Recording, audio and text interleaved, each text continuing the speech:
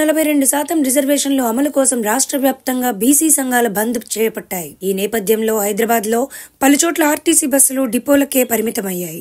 ఉప్పల్, చెంగిచెర్ల డిపోల నుంచి బస్సులు బయటికి రాకుండా నేతలు అడ్డుకున్నారు. కూకట్పల్లి బస్ డిపో దాదాపుగా 125 బస్సులు నిలిచిపోవడంతో ప్రజా రవాణా పూర్తిగా స్తంభించిపోయింది. ఇలా బంద్ కారణంగా రోడ్లన్నీ నిర్మానుష్యంగా మారాయి.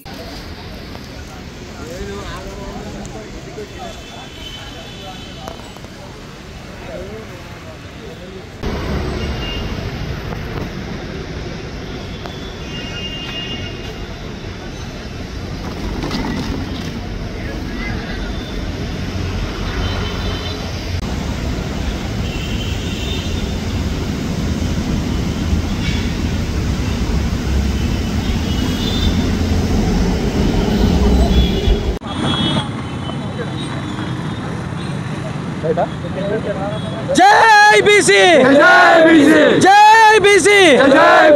మరి రాజ్యాంగపరము 60% ఉన్నటువంటి బీసీలు న్యాయబద్ధంగా 42% రిజర్వేషన్ కావాలని ఏదైతే పోరాటం చేస్తుందో మరి అన్ని పార్టీలు మద్దతు తెలుపుతూ ఉన్నాయి. మరి ఇలా మద్దతు తెలిపిన పార్టీలు మరి కేంద్రాన్ని కానీ ఒప్పించి మరి రాజ్యాంగపరమైన హక్కుని మాకు సమకూర్స్తే మరి మాకు కావలసిన హక్కులు, విద్య, ఉద్యోగాలు, మరి రాజకీయ పరంగా మా బీసీ నాయకులు ఎదుగుతారని, బీసీ బిడ్డలకు మంచి జరుగుతుందని మేము భావిస్తున్నాం. మరి ఇప్పటికే చాలా ఆలస్యమైంది.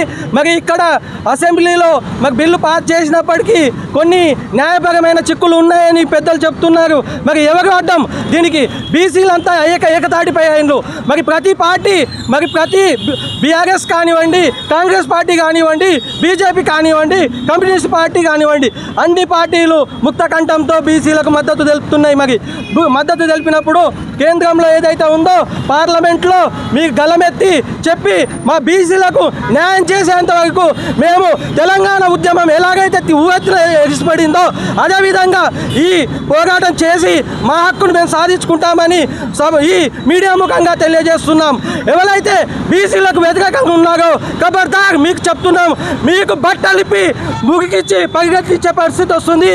మీకు అందరూ మరి బీసీలకు సపోర్ట్ చేయాలి. బీసీలకు న్యాయబద్ధమైన 42% రిజర్వేషన్కి వచ్చేంత వరకు మీకు మా వెంట ఉండాలని మేము కోరుతున్నాం.